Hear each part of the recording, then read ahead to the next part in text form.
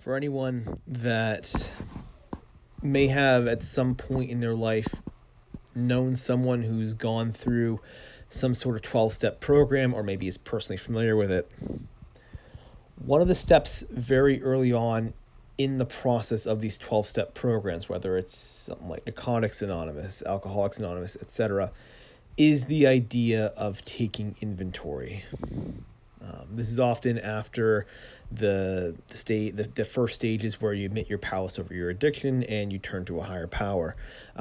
In the AA book, this is like step 4, where you begin to take inventory of what you have in your life. It serves basically as kind of the rock bottom. To quote J.K. Rowling, rock bottom is the solid foundation upon which you can build your life. And in doing that, you have to be able to take inventory of what you have going in. And that was, for the most part, what this morning was all about with my project. It's a matter of taking inventory. Very early on in the process, you need to know what you have going in.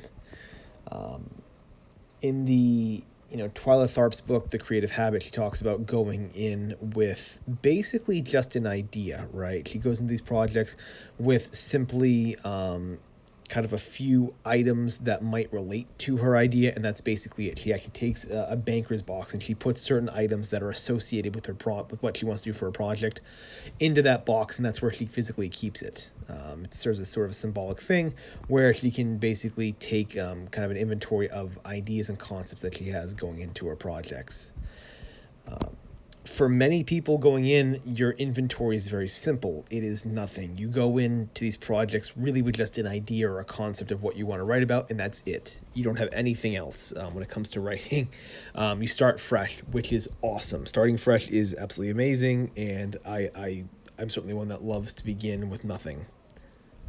With that being said, I'm in a bit of a unique situation right now where I'm doing this short story collection, and in doing the collection, I actually have some stories that are already written. They're older stories basically that I've been looking through that they're not ones that I'm querying right now to Lit Mag or anything like that. They're stories that have the bones. They have sort of the skeleton of what can become a really good story. And so it won't take much for me to be able to tweak these stories a little bit and fit them towards what I'm looking for.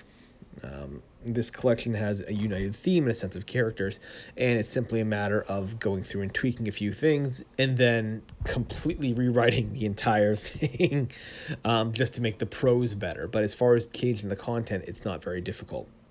So today was about me going through these stories and more or less just seeing, all right, where am I at? What do I have for stories that I can use, and where can I begin?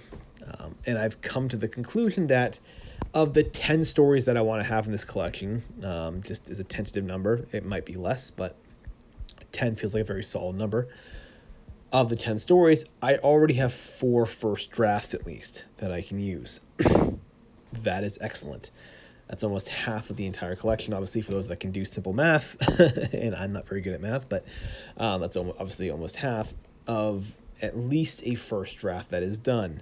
There'll be tons of work involved in it, but it's something. It's something, and quite frankly, it's a good place to start. It's a good place to begin the process.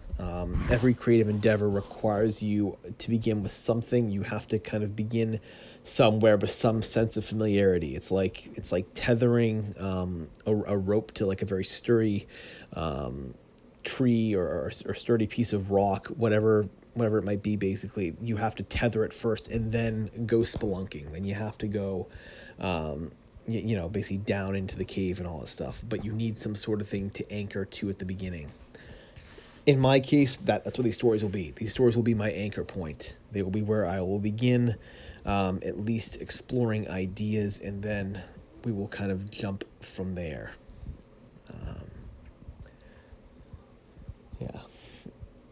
The trick with the process of if you're going to approach that way, of sort of tethering something to a very solid piece of work that you've already written, you already have an idea anchored, is making sure it's the right one.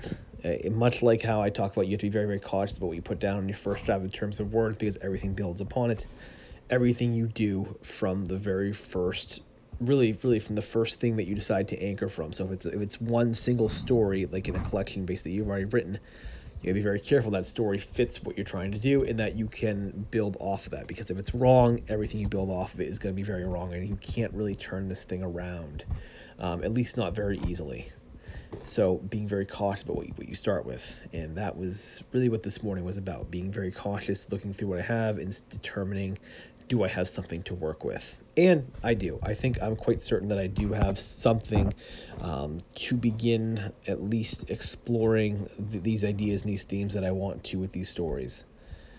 What comes of it, I don't know. Maybe I throw all these stories out and maybe I end up getting, at the end of this, some inspiration to write a few new stories, and those become the first few in my collection. And I spend 6 months, kind of plodding through these old ones here, determining nothing works. And if I have at least, if I'm able to throw these ones out and start with, three, get maybe 2 or 3 fresh stories that are actually on the right path, awesome. Awesome. Yay for me. That'll be worth it. I'm willing to take my time with this thing because I want to get it correct and I want to get it better than what I've done before with my work. But yes, that was this morning. Inventory. Find out where I can begin and then going from there.